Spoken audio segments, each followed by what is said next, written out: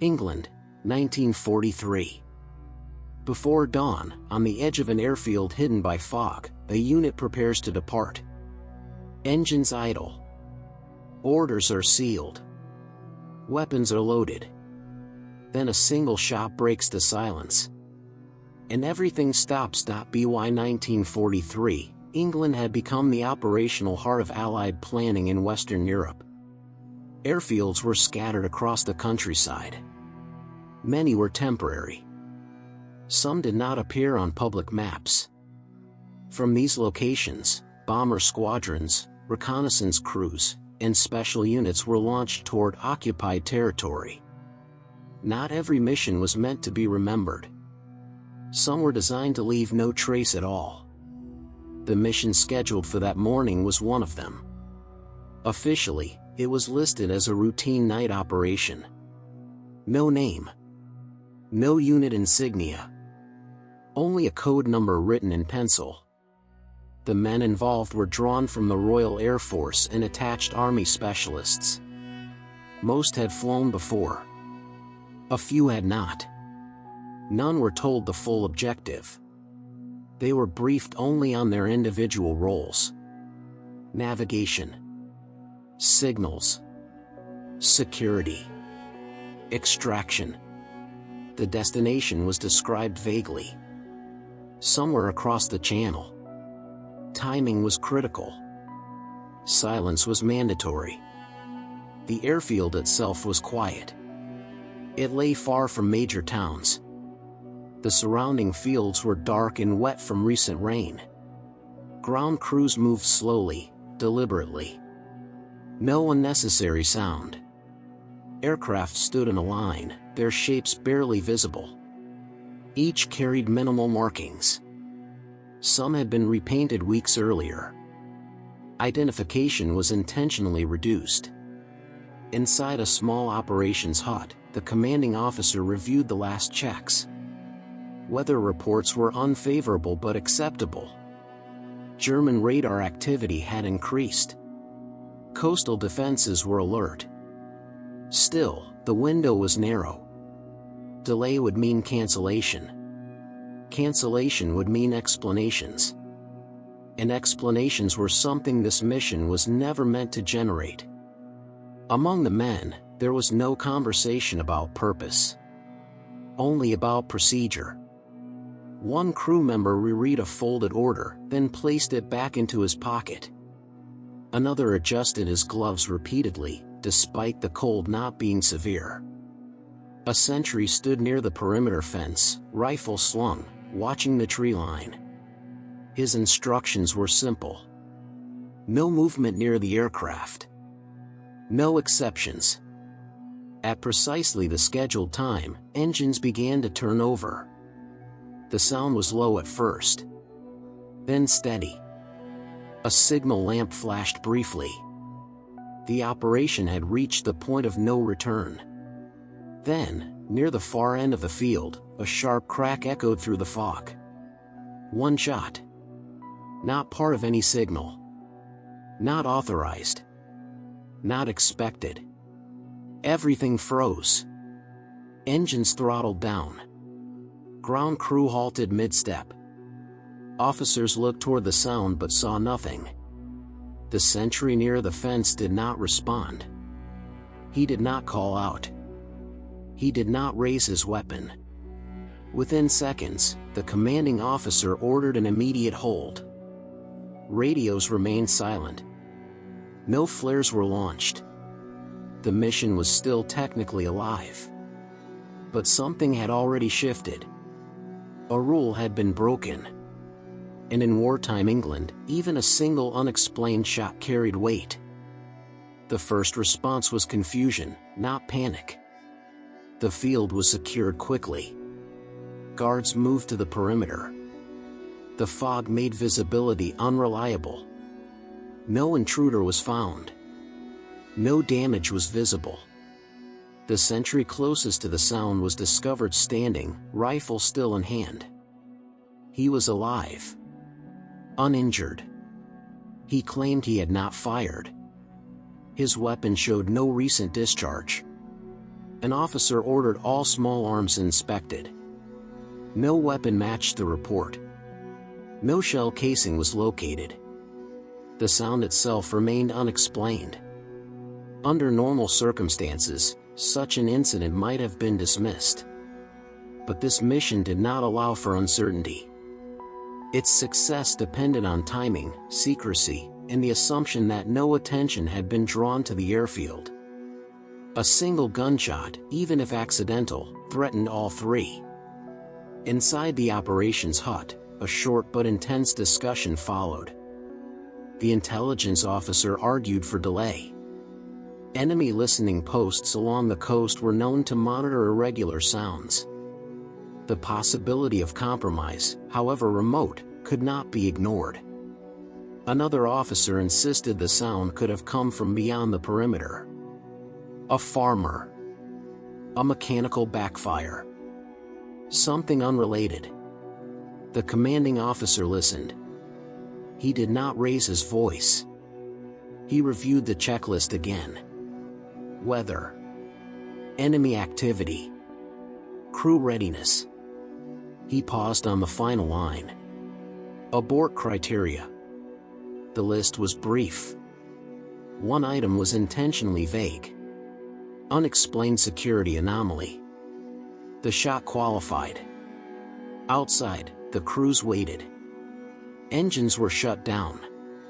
No one was released. Time passed without instruction. Faces remained forward.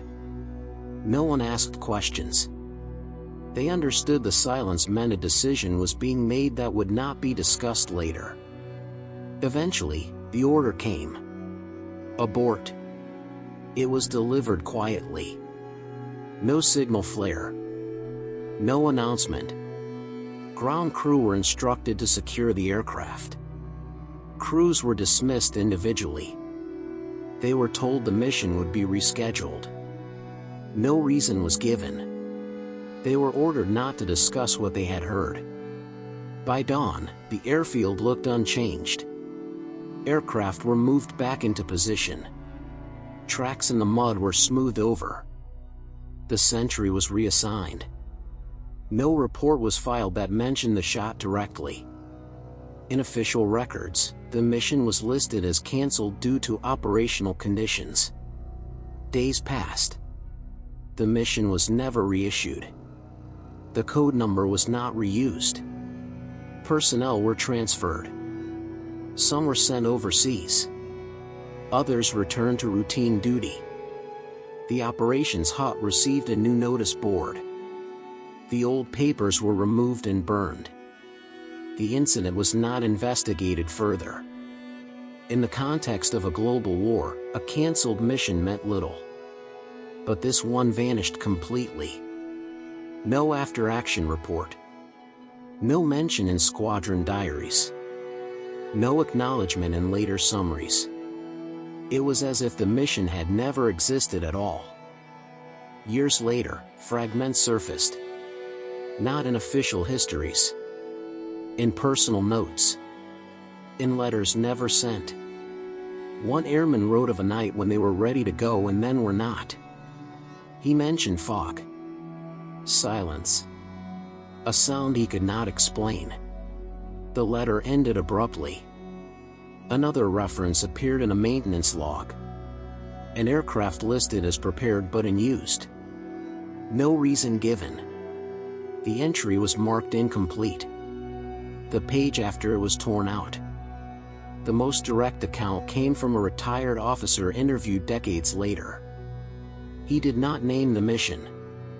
He did not specify the unit. He described a moment when procedure collided with instinct. When a rule existed precisely to stop something from happening. He said the decision was correct. He said it haunted him anyway. What the mission intended to achieve remains unclear. Some believe it involved insertion of agents.